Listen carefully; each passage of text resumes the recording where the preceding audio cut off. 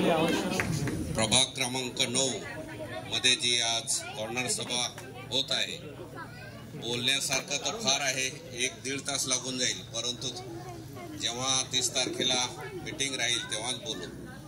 कारण आज बऱ्याच ठिकाणी दोन एक रॅली पण आहे, कॉर्नर सभा बी आहे, एका लग्नामध्ये बी जायचं आहे, त्याच्यामुळे काही जास्त बोलत नाही. परंतु नगराध्यक्ष पदासाठी भारतीय राष्ट्रीय काँग्रेसचे उमेदवार ज्यांनी आताच मार्गदर्शन केले ते दीपक जयस्वाल सर, दीपचंद जयस्वाल, ह्या प्रभागामधील उमेदवार आवडते आपले सर्वांचे बंधू चंद्रकांत नगराडेजी आणि आमच्या भगिनी कविताताई बेंद्रे, उपस्थित सर्वच मतदार बंधू भगिनींनो आणि काँग्रेस पक्षाचे वरिष्ठ आरिफभाई आहे, राजेशभाई आहे, सुधीर सर आहे, जालमसिंग दादा आहे आणि उपस्थित सर्वच ह्या वार्डातील माझ्या माता भगिनी, तरुण मित्र आणि पत्रकार मित्र हो, फोटोग्राफर. आपल्याला माहीतच आहे की वार्ड नंबर 9 मध्ये नवापूर शहरामध्ये सुद्धा ह्या खरं म्हणजे 5 वर्ष, जेव्हा 5 वर्ष संपले, नगरपालिकेची निवडणूक, कोणत्याही संस्थेची निवडणूक किंवा इतर सर्व निवडणुका ह्या 5 वर्षांनी येत असतात. परंतु गेल्या 3 वर्षापासून आपल्या इथं नवापूर नगरपालिकेमध्ये प्रशासक हा नेमलेला होता आणि प्रशासक म्हटला की शासनाचा म्हणजे तिथे नगरसेवक वगैरे काही नाही, तर शासनाचा एक प्रतिनिधी म्हणजे त्या ज्या ज्या सरकार बसतं त्या सरकारचा एक प्रतिनिधी म्हणजे नवापूरचे शिव म्हणून हे 3 वर्ष प्रशासक या नवापूर शहराला म्हणजे अशा संपूर्ण महाराष्ट्रामध्ये ह्या निवडणुका गेल्या 8 वर्षापासून हा लागत आहे. आणि ह्या निवडणुकीच्या निमित्तानं भारतीय राष्ट्रीय काँग्रेस पक्षाचे नगराध्यक्षाचे उमेदवार आणि नगरसेवकाचे उमेदवार ह्यांच्या प्रचारानिमित्त आपल्याकडे आम्ही मतदान किंवा त्यांना निवडून आणण्यासाठी इथे आपल्याकडे आम्ही उपस्थित राहिलो आहे. आम्हाला माहीतच आहे की गेल्या 2-3 टर्मपासून आपण इथे एक उमेदवार निवडून देत आहेत, पण त्याला असं वाटतं की इथला भोई समाज असेल, इथला जो इतर समाज आहे किंवा मुसलमान, म्हणजे एकीकडे एका खिशात असं वाटतं की भोई समाज माझी आहे एका खिशात आहे आणि दुसऱ्या खिशामध्ये मुसलमान मोहल्ला असेल की इतर सर्वच हे दुसऱ्या खिशामध्ये आहे, अशी गुंडाराज पद्धतीने इथे तो हे करतो आहे. आणि त्याला 2 तारखेला मतपेटीतून उत्तर आम्हाला द्यायचं आहे की तुझा हा वार्ड मालकीचा नाही आहे, हा सामान्य मतदारांचा, सामान्य गरीब माणसाचा आहे. त्याच्यामुळे आपल्याला 2 तारखेला ते दाखवून द्यायचं आहे. ह्या वार्डामध्ये खरं म्हणजे फार कामं करण्यासारखे होते.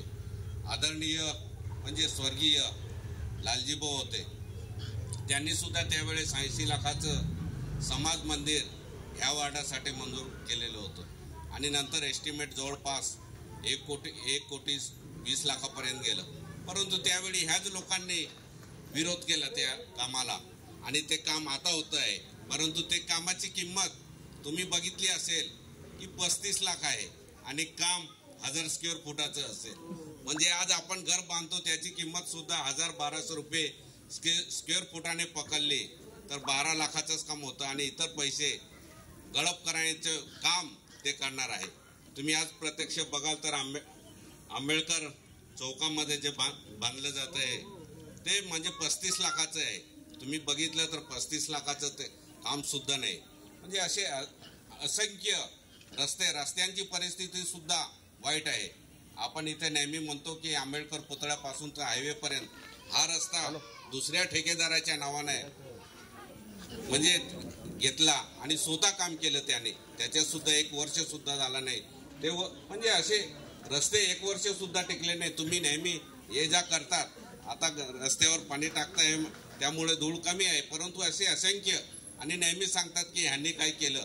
नवापूर शहरामध्ये रस्ते धूळ, ह्या लोकांनी आम्ही रस्ते मंजूर करायला आले, गटारी मंजूर करायला आणल्या, सगळे म्हणजे छोटे छोटे लहान ब्रिज असतील, नवापूर शहराला लागत जो मोठा आता ब्रिज झाला लोहंडाचा, आता विपिनभाई चोखावाले यांच्या दाल मिल मधला जो एक पूल आहे तो सुद्धा तयार होतो आहे.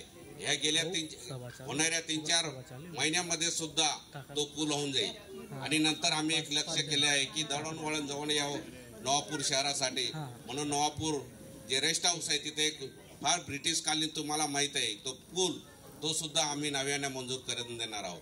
म्हणजे असंख्य कामं आम्ही विकासात्मक कामं या नवापूर शहरामध्ये, आता आपण सोलर लाईट असतील, स्ट्रीट लाईट असतील, हे सर्व मी आमदार झाल्यापासून आपण बघत आला असाल की तिथे आम्ही म्हणजे नवापूर शहरामध्ये जे सुद्धा लाईट गेल्यावर सोलर लाईट चालतात ते सर्व म्हणजे माझ्या प्रयत्नातून झालेले आहे. परंतु कधी मी गवगवा केलेला नाही. आपल्या नवापूर शहरामध्ये फार अतिक्रमण म्हणजे घरं आहे, पण निश्चितपणे मी तुम्हाला ग्वाही देतो की जिथे जिथे आपले हेच नाही परंतु काळांबा असतील, लहान चिसपाळा असेल, लोयंडा म्हणजे करंजी आवार असेल, तिंटेंबा असेल, लालबारी असेल, खाकरपड्या किंवा शहरामध्ये जे काही इतर असतील ते निश्चितपणे रेग्युलाइज म्हणजे आपण नियमानुकूल करून ते निश्चितच आपण भविष्यामध्ये जे गरीब लोक आहे त्यांना घरकुलं सुद्धा PM म्हणजे पंतप्रधान घरकुल योजना असेल, आदिवासी बांधवांसाठी शबरी शबरी घरकुल योजना असेल आणि इतर समाज बांधवांसाठी गृहनिर्माण सोसायटी म्हणजे गृहनिर्माण खातं आहे त्यामार्फत घरकुलं सुद्धा मंजूर करून देण्याचा आपण प्रयत्न करू. ह्या वार्डामध्ये कारण नवापूर शहरामध्ये सर्व जाती सलोख्याचे लोक, हिंदू असेल, मुस्लिम असेल, ख्रिश्चन सर्व जाती सलोख्याने राहतात आणि इथे प्रचंड असं दहशत नवापूर शहरामध्ये केली जाते आहे. त्या दहशतीमध्ये कोण म्हणजे आहेत त्या दहशतीमध्ये त्या भीतीमध्ये आपण जे भयाखाली वावरत आहे त्याचा मास्टर माइंड कोण आहे हे आम्ही बघितलं गेलं पाहिजे. आपण बघतो आहोत इथे शंकर भगवानचं मंदिर सुद्धा बांधलं आहे. त्या मंदिरासाठी 15 लाख जवळपास मंजूर झाले होते, परंतु त्या 15 लाखाचा तुम्हाला सर्व गरीब माणसाला वाटतं किंवा मुसलमान बांधवाला वाटतं की कुठेतरी आपण म्हणजे देवाकडे जेव्हा जातो म्हणजे मस्जिद असेल किंवा आपण हिंदू धर्माचे लोक असतील मंदिरात जातो आपण देवदर्शनासाठी म्हणजे तिथे मंदिर बांधण्यासाठी देणगी देत असतो आणि त्या देणगीतून त्या म्हणजे आपण सर्वांनी 15 लाखापर्यंत जवळपास म्हणजे रक्कम गोळा केली होती आणि त्या 15 लाखाचा सुद्धा हिशोब देत नाही आणि जे हिशोब मागायला गेले तर त्यांच्यावर दादागिरी केली जाते. परंतु अशी दादागिरी आता आपल्याला खपून घ्यायची नाही. पतपेढीमधले सुद्धा पैसे असतील करोडोने, स्वतः लाखोने या राजूभाई स्वतः लाखोने म्हणजे लाखो रुपयाच्या गाड्यांनी 40-50 लाखाच्या गाड्या असतील, करोडोने बंगले असतील ते बांधून राहिले. आम्हाला सगळ्यांना माहीत पाहिजे हे कस काय एवढे म्हणजे कस काय हे आले. तर प्रत्येक पतपेढीमधून सुद्धा सामान्य गरीब माणसाचे कोणाचे 4 लाख असतील, 5 लाख असतील, कोणी तक्रार तरी द्या. कोणी एखाद्या माझ्या बंधू आई भगिनीने आमच्याकडे साधी तक्रार दिली तरी आम्ही ते निश्चितपणे पैसे मिळवून देण्याचा आपल्याला म्हणजे प्रयत्न करू. आणि ते आमच्याकडे भरपूर आयुधे असतात. महाराष्ट्र विधानसभाच्या सदस्याला तारांकित प्रश्न असतील, लक्षवेधी असतील, इतर भरपूर आयुध आहे. त्यामार्फत सरकारकडे मागणी करून ती चौकशी लावून आपण निश्चितपणे पैसे मिळवून देऊ. मला कोणीतरी सांगितलं की म्हणजे एका विद्यार्थ्याला भाडं नव्हतं 26 म्हणजे त्याच्या पतपेढीमध्ये लाखो रुपये ठेवलेले, परंतु कुठेतरी परीक्षा देण्यासाठी त्याला 2600 रुपये लागत होते, परंतु ते 2600 रुपये त्या मुलाला दिलेले नाही म्हणजे त्याला बिचाऱ्याला परीक्षेला जाता नाही. असे असंख्य म्हणजे जे आपल्या ह्या प्रभाग 9 मध्ये दबावाखाली भीतीपोटी कोणीतरी आवाज उठवला पाहिजे. तुम्ही आवाज उठवा, तुमच्या पाठीशी आम्ही भक्कमपणे उभे राहू आणि तुम्हाला पूर्ण सपोर्ट करू हे आपल्याला अभिवचन देतो. परत आपल्याला वेळ म्हणजे मला झाले म्हणजे वेळ तर भरपूर आहे, परंतु 2-3 ठिकाणी रॅली आहे तिथे बोलायचं आहे. विकासात्मक आम्ही काय काम केलेलं आहे ते सुद्धा सांगण्यासारखं भरपूर आहे आणि काय करणार आहे ते सुद्धा सांगणार आहे. आता आपल्याला माहित आहे की नगराध्यक्ष पदासाठी सुद्धा मी बरेच रिक्षामध्ये ऐकतो की जयंत जाधव नवापूरचा आधार. कसला आधार? आपण काय एवढे निराधार आहोत का? जो माणूस उदरनिर्वाहासाठी आपल्या नवापूर शहरामध्ये येतो आणि ते आपल्याला सांगता खासदार आहे. आपण एवढे निराधार नाही, आपण सुद्धा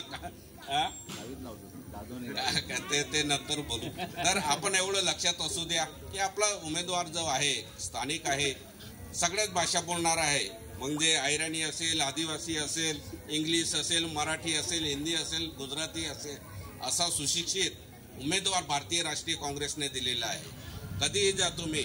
आता लोक काही टीका करतील की प्राचार्य आहे का, कसं काय टाइम देतील. आम्ही त्यांना सांगून देऊ की प्राचार्य 1-2 वाजता कॉलेज सुटलं की ते माझ्या आई बहीण नवापूरच्या जनतेच्या लोकांसाठी तुम्ही पूर्ण वेळ द्या.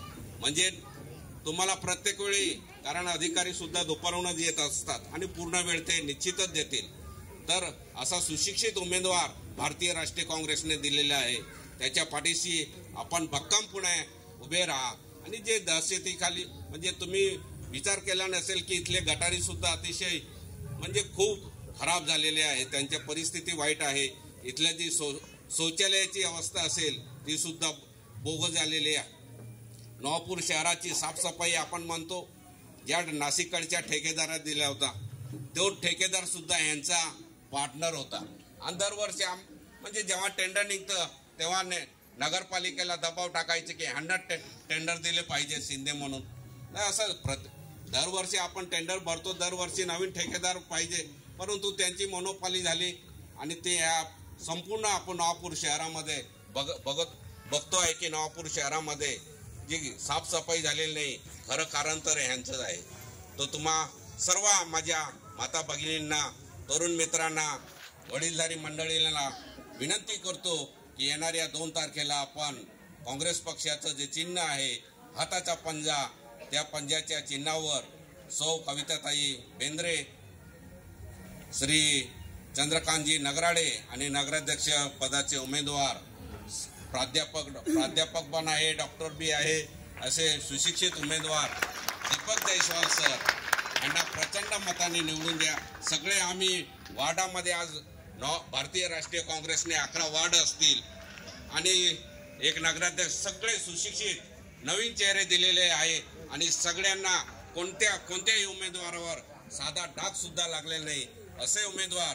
आता आमच्या राजू सोनी आहे, यांच्या भगिनी, त्यांची मुलगी आहे, त्या सुद्धा वकील आहे, वार्ड नंबर 3 मध्ये उभे आहे. म्हणजे सगळे जवळपास तरुण आणि सुशिक्षित चेहरे आम्ही दिलेले आहे.